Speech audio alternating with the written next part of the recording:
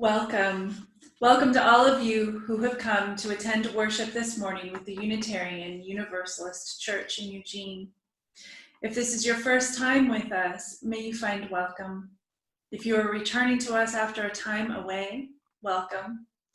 If this is your spiritual and religious home, welcome. Come with your questions and your doubts. Come with your truths and the meaning that shapes your life. Come with your grief. Come with your wholeness, with your despair. Come with your hope. Bring your heart, your spirit, your body, your soul into this place. Come into the circle of community, for we have been waiting for you. Here, may you find solace. May you find healing. May you find welcome. For those of you who have chalices at home, now is our time. And if you don't have a chalice nearby, you can always make one with your hands as I read our chalice lighting. We light this chalice, a small flame that casts a large light, that carries with it hope in times of despair, assurance in times of uncertainty, accompaniment in times of loneliness, and love in times of grief, that illuminates a path that our darkness has obscured. This call to worship is a piece that I wrote while I was trying to think about grief. And I remembered a shooting star I had seen when I was on a rafting trip in the Green River, and I tried to follow that metaphor for grief. It's a little dense, like some poetry is, so bear with me. Each life as brief and glorious as a shooting star, fire, flame, heat, glow, embers thinning, tailing, burnt out, gone. Delicate as the spider's web, woven over and over, not with determination, but because it is what one does. It is one's nature. How many journeys? How many ways to survive? Some will thrive, some will never rise. Always the foot of oppression upon their neck. Always the mire of pain, suffering, the torment of emotions. Is all life an unbroken line of grief? Is all life a staggering beauty? What if grief really is just, as the words have been floating around Facebook, unexpressed love? What if beauty isn't so much sought as that which finds us? Come and let us hold grief and beauty in our hands, a weighted symmetry. Come, let us be held by grief and by beauty.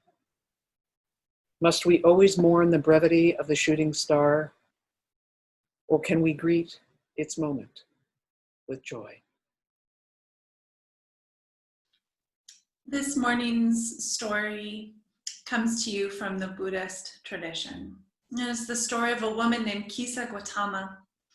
And she was a lovely young woman. She was married to a local merchant in her town. So her world was surrounded with beauty and really every heart's desire. And she had a beautiful young son. And her life was joyful. But at about the age of 1, her son became ill. And then he grew more gravely ill still. And after a long time, he passed away. And Kisa was filled with an unbearable grief. And she picked up the body of her child, and she went from door to door to the people in her village, sobbing and moaning, banging on the doors, begging someone to help her to bring him back to life. And of course, no one could do this thing for her. She came to the door of a local Buddhist who said to her, maybe go and talk with the Buddha. He may be able to help you. And so, clinging to hope, Kisa carried her small baby with her to the feet of the Buddha. And there she sat and she said to him, I beg of you, help me bring him back to life. And of course, the Buddha listened with deep compassion and kindness. And when she was done telling him her story, he said to her, I will help you do this thing, but first you must go to the village and find a family that has not known death. And when you do, bring back 5 mustard seeds from that home. And so with her task at hand, Kisa went to the village and she asked at each door, has this family, has this household ever known death? And each household had their own story of sorrow and grief to tell Kisa. And as each new family answered her, she felt a realization come across her in understanding that she was not alone in her grief and in her sorrow, that in fact there is not a life that can be lived that isn't also touched by grief and sorrow. And in that way, she was able to lay the body of her sweet boy down. And she dedicated herself to learning more from the Buddha every day. But I think that in this small story, we can learn that seed of truth, that piece about what it is to be human, what it is to love, and what it is to lose. Thanks for being with us this morning. The Unbroken by Roshani Rea. There is a brokenness out of which comes the unbroken, a shatteredness out of which blooms the unshatterable. There is a sorrow beyond all grief, which leads to joy, and a fragility out of whose depths emerges strength. There is a hollow space too vast for words, through which we pass with each loss, out of whose darkness we are sanctioned into being. There is a cry deeper than all sound, whose serrated edges cut the heart as we break open to the place inside which is unbreakable and whole while learning to sing. So when my spiritual director, Kozin, and I spoke shortly after the realities of COVID-19 framed our lives, he said to me, your congregation is going to experience grief. In fact, he had made the decision to close the Buddhist Trout Lake Abbey where he lives and serves as the abbot because so many people were just showing up there looking for relief, looking for an answer, for reprieve from the grief they were feeling. And his words echoed around in my head for weeks. I didn't know when grief was going to be something that I would broach from the pulpit, but I knew that that time would come. And so what better day than today, July 5th, the day after our country's birthday. So many of us are in mourning for the loss of the intent and the dreams, the hopes, and the wishes that were put into documents to govern this country so long ago. Even though those documents and the people who framed them were flawed, I read somewhere that 3/4 of the folks who signed the Constitution were slave owners. But it seems as if this one presidency, so much of the structure has been undermined and it's been co-opted, not for, quote, we the people, but for me the despot, and we the rich and privileged. Lobbying, gerrymandering, corporate interests, and the pumping of money into a system have undermined the ideals of democracy, tearing it apart bit by bit. The political vultures are ravenous at the moment, pecking at one another and the corpse of democracy in a frenzy to take care of themselves, to preserve their interests at all costs. So there is much to be mourned today. to be grieved the day after the holiday that has devolved into barbecues and drunkenness, fireworks and violence, frivolity without context. And I will be the first to admit that I was the one setting off firecrackers in my neighborhood. But I'd also like to add that we were done by 8:30 and none of them were illegal. But as this election looms before us in November, it looms with fear. And so many of us wonder, how much outside interference will there be? How much voter suppression will continue? And will the voting machines be rigged? Will people even turn out? Is there any way to evict the current dictator and his cronies? Or will we be thrust further into the intentional dismantling and destruction of everything that so many of us value? The other part of this grief is the utter frustration combined with despair and confusion about what to do. How are we to act in a way that will effectively cut through all that's been obscured and muddled to make a difference, to effect change, to take back the best of the founding fathers' intent? We're defeated before we even begin to strategize, feeling ourselves to be the Davids before the Goliaths of corruption and power. We vacillate between paralysis and hopelessness. And so then let's layer on top of that life in the time of COVID, a pandemic. What began for many of us as short-term restrictions on life as usual has now become a way of life, or shall I say, a loss of a way of life. And as the weeks become months, which may become a year or years, the grief that attends that loss of a way of life settles in. At first, we were like caught up in our creativity and our imagination because we were going to adapt. There was maybe even some fun and satisfaction in doing that. But when the reality of the fact that we cannot hug our friends and families who have not quarantined with us, that touch has become the victim of this virus. When those realities hit, it took many of us down. Because so many of us long for that simple pleasure of being gathered at a table together, across from one another, to have a conversation, to play a board game, to share a meal. And there are many who mourn not being able to go out for a meal that somebody else cooks, serves, and cleans up after. Or being able to go to a movie, or to live theater, or to a concert, or for that matter, anywhere in public where folks congregate.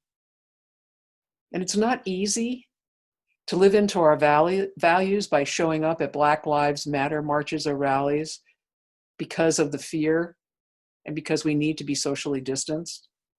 There's something exhausting and damaging about having to constantly navigate 6-foot distances in public spaces because proximity means potential infection.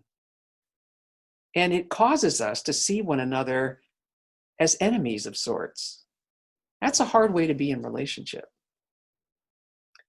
As the realities of life under COVID drag on, we become aware of the loss of autonomy, of independence, of interdependence, of the freedom to move about freely, to travel, the loss of jobs and income, and consequently one's housing or ability to feed oneself or family, of the loss of in-person community. So many of you have talked to me about that, how deep a hole you feel in your lives because we as a church cannot gather together, and how difficult it is to maintain the relationship, the connection to the Unitarian Universalist Church in Eugene when we cannot gather in person. There's the loss of moving with an ease in the world. There's the loss of relationships and slowly, almost unnoticed, a low level of anxiety has moved in. Inertia has taken up residence. There's a tiredness and a sense of resignation. All of this is the weight of grief that has seeped into our individual and our collective lives. Often when we hear the word grief, we associate it with death.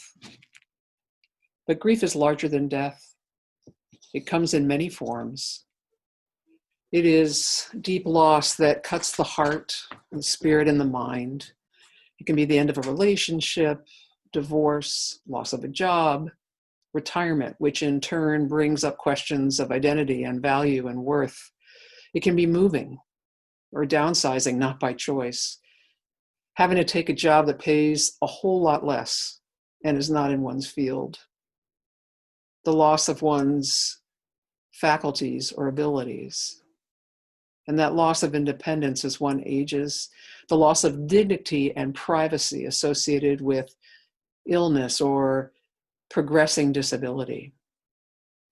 The loss of value as the tyranny of youth sidelines those who have aged or have decades of experience, now put out to pasture. There's the loss associated with the empty nest syndrome, when those who have raised children find themselves looking at one another across the breakfast table over coffee and wondering who the other is and what their life will be like now. There's the sudden or ongoing financial instability or threat. The demise, the degradation of our environment and our climate, the extinction of animals, the loss of dreams never realized. And a lot of folks look to Elizabeth Kubler-Ross's work because her work on grief, because it's often a starting point for conversations about grief. And those are helpful, those stages. Yet I was intrigued recently when I found another way of looking at and naming different kinds of griefs. 7 of them were named and briefly described, and I think they help frame the culture of grief in the time of COVID, and in fact, around all the other crises that we are facing at this particular moment. So I'm just going to run through those 7 briefly. The first is what's called a non-death loss, which is any loss that is significant to and affects our physical, our psychological, our spiritual, and our interpersonal lives. And life in the time of COVID comes to mind. And the second is secondary loss, the grief that goes beyond that precipitating or initial loss, and it in turn triggers all sorts of other losses. Losses of relationships, of positions, a sense of self, community, financial stability. This can follow a death, a divorce, the loss of a child, or any other kind of loss. So think of that as compounded grief. If you were listening to NPR the other day, you heard the author of It's Okay That You're Not Okay talk about compounded grief. Grief upon grief upon grief. The third grief is the one associated with ambiguous loss.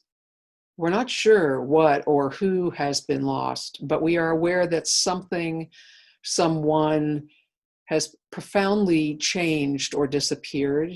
It's like poking your finger into water. You can't quite touch it. I think the time that we're in is full of this kind of loss. And again, the fourth is that cumulative loss. This is the experience of not having the time to grieve the initial loss before another or multiple losses are experienced. Think of experiences of war. Think of the AIDS epidemic. Think of what could be a time of COVID, death of a family member, then loss of home or shelter, the loss of vocation or a place or stability in one's life. Fifth is non-finite loss, and this can be lifelong. It's the sense that things are never within one's control, that the path that one had laid out for oneself was constantly thwarted, that one's life didn't turn out the way one had hoped, and that struggles year after year to achieve hopes and dreams have been dashed repeatedly or fall short again and again. The sixth is anticipatory loss, and this is the kind of grief that's experienced or entered into prior to the actual loss itself. So when one of the partners in a long-term relationship develops some sort of dementia, the partner who's not affected may enter into a grief for what will no longer be, for the loss of that person that they knew and shared their life with. Or if someone is chronically or terminally ill, to start the grieving before the actual death. The grief begins early.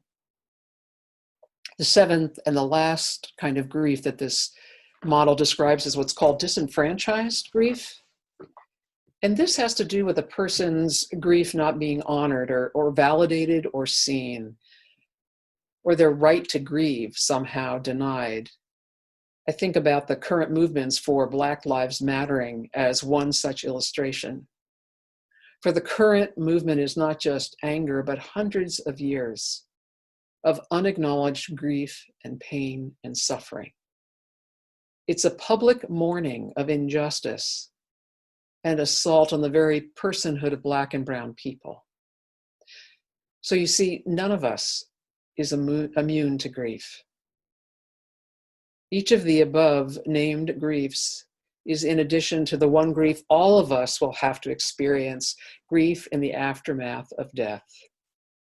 And even there's a multiplicity of grief associated with death. There is complicated grief, conflicted grief, ambiguous grief, relieved grief, unresolved grief, grief of regret, devastating grief, tortured grief. It goes on, and every grief is a death of some kind. There's no way to prepare for grief. It's also beyond comparing. You can't say to someone, it's going to be like this. And though we have Kubler-Ross's work and the work of so many others on grief and grieving, there are simply no roadmaps. When Melanie Beatty's son died as a result of injuries sustained in a skiing accident, she said she bought every book she could find on grief and found them all lacking. You may recognize her name as the author of so many of the codependency books that populated the bookshelves in the 80s and 90s. She found that those books didn't speak to her or her experience and that they didn't help her. So she did what so many do after they experience grief. She wrote her own book on grief. I think the reason that so many people write books on grief is not because they want to provide a roadmap to grief, but precisely because there is none. Every person's experience is different, regardless of the similarity of the loss. If we read 100 books on grief, we may find a sentence or two that rings true for us in our grief. Maybe we'll find no sentence that helps. That is how particular, how individual grief is. Not only is there no roadmap for grief, there's no timeline. Grief, it can't be denied, it can't be ignored, it can't be skimmed over or just like gotten through and rushed through and now I'm on the other side. It will have its way with us. There may be times when we rage or cry because we don't think we can survive grief, that the grief that we are facing is impossible, and it is. And then we do it. We survive. It may not be pretty. It may be ragged and raw, something we claw our way through. We may be out of our minds with grief, sometimes walking around torn in our grief, wailing and weeping. We may not be able to sleep or eat or read or think clearly or track or attend to the simplest of tasks. Our bodies may tremble, our hands shake. Our eyes may sink into themselves and swell with cried tears. We may not be able to move from the couch to a chair and back again. We may find ourselves sleeping all the time because we're tired and fatigued beyond measure. It's not that we get better. It's that the world, so out of focus and skewed, settles anew, refocuses, reconfigures itself, opens up after being shut down. There are griefs that stay with us a lifetime as constant companions. There are griefs that take their place in our heart, no longer weighted, but carrying memory, love, and gratitude. All grief scars, and the scars are reminders of a place that we once occupied. There's a stage of grief that was added to Kubler-Ross's stages. It was created by someone who had worked with her, and that stage is meaning, as in the final stage of grief seems to be making meaning out of the loss of the death of that mourning. If you've lost a partner, you may find that the future you had assumed has disappeared. It now lies ahead of you empty and unknown. What if you find yourself living a life constructed for two as one? Does it still have direction, meaning, or purpose? What are you supposed to do with all those years you had? How will they be folded into your now? How do you make meaning out of the death of a child? What do you do when people ask you if you have children? And if you have other children, what place will the deceased child have in their lives or in your family's life? Do you continue to incorporate them, or do you let them recede into silence? How do you make meaning of what defies meaning? Like the process of grieving, making meaning of grief has no roadmap and no timeline. For some, it's intentional. You make a decision.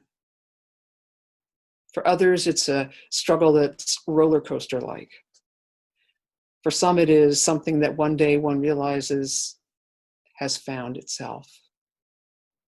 And then there are the deaths and the griefs that can never make sense, never have some larger meaning, senseless, defying understanding. They are a particular kind of grief that stands alone. And the best we can do, perhaps, is just to name them. It's actually offensive and hurtful to try and assign or interpret meaning to them, as in the phrase, God needed another angel. The hell God did. There are griefs that we simply learn to somehow live with. And grief, man, it scares the hell out of us. When someone that we love experiences a grief, sometimes we treat them and grief as if it's contagious. Because we know that grief is as powerful as the swell, the roar and fullness of the springtime runoff of rivers.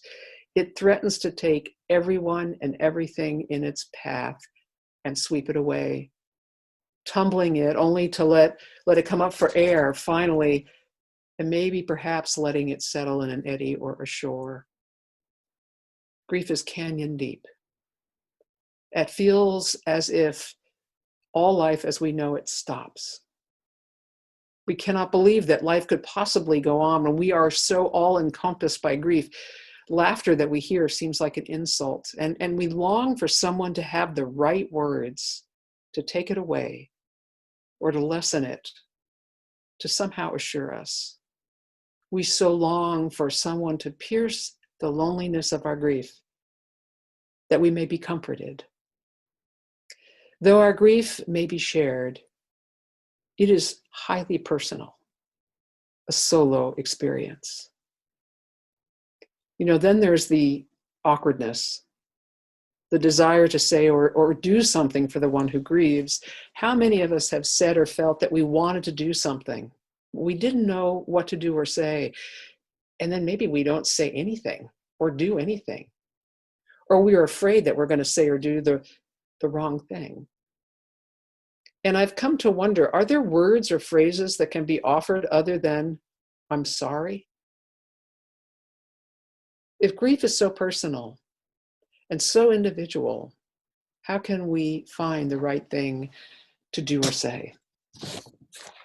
There's a book, The Jewish Way in Death and Mourning, and the author talks about death and the process in Judaism. The bereaved are visited by those wishing to acknowledge the death and the grief. And if I remember correctly, the visitor is not allowed to speak to the bereaved until the bereaved either speaks to them or asks them a question. Then and only then does the visitor offer any words or speak. And it makes so much sense to me because the reality is no one knows what to say. No one knows what the words of solace will be or what words will land as comfort. But the important thing is you got to show up to acknowledge the death and the grief, to say the name of the person or persons who have died. We think we're somehow protecting the persons who have experienced a death by not talking about the loss or the person who died. What we are really doing is condemning the bereaved to a further loneliness because they need to talk about their beloved, to tell the stories and to share the memories. I often at memorial services will encourage people to send their memories of the one who has died to the family or the beloved, because it's memory and the naming of those memories, and by speaking the names of the dead, that keeps them alive to us. Grief is a land that is visited. It's not a land that one takes up permanent residence in. For our souls and our bodies and our spirits and our hearts, we can't thrive and survive there.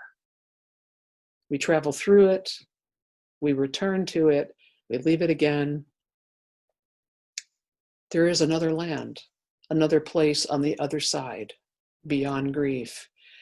And in that new land, one realizes, as the poet Roshani Ria writes, an unbrokenness, an unshatterable is found.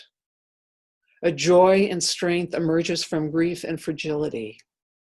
A heart that finds its way from being broken into wholeness and song. Yes, this is a time of an alive grief for so many of us. And though the poet's words offer us the promise of something beyond mere grief, we have no idea what that looks like yet. How will the way we live be reconfigured by grief in the time of COVID? How do we survive what may increasingly feel unsurvivable? By doing what we humans have done forever, doing the impossible. May it be so. Blessed be. Amen.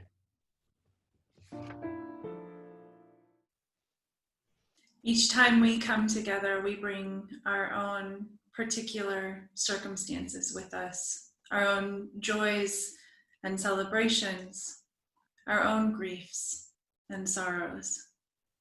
We'll enter now into a time of prayer and meditation as we bring these to the light for one another in this community, this container of love and accompaniment.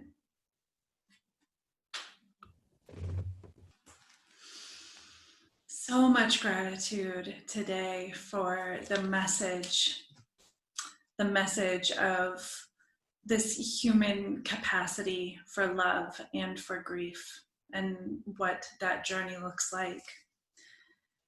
For upcoming weddings, celebrations of new love and new beginnings, and for the celebration of weddings and marriages that have lasted 10, 20, 30 and more years. For those loved ones that we've lost, for mother-in-laws, for fathers, brothers, for our family of friendship, for the deaths of people who have gone before Mary, Lori, Jeffrey. For this ability for us to connect virtually together each Sunday and throughout the week. sorrow for the isolation that we're all feeling, and for the sense of disconnection that the masks that we have to wear brings to us, while also the ease of anxiety when we are wearing our masks, and the strange feeling that both of those brings to us. For shooting stars, for vacations away, time to reboot and re-energize and recenter ourselves. For this incredible tapestry of love that is woven into the heart of this community. We are so very grateful. And lastly, for all of those joys and sorrows, those said and unsaid, that we carry in our hearts as we move forward. Blessed, blessed be.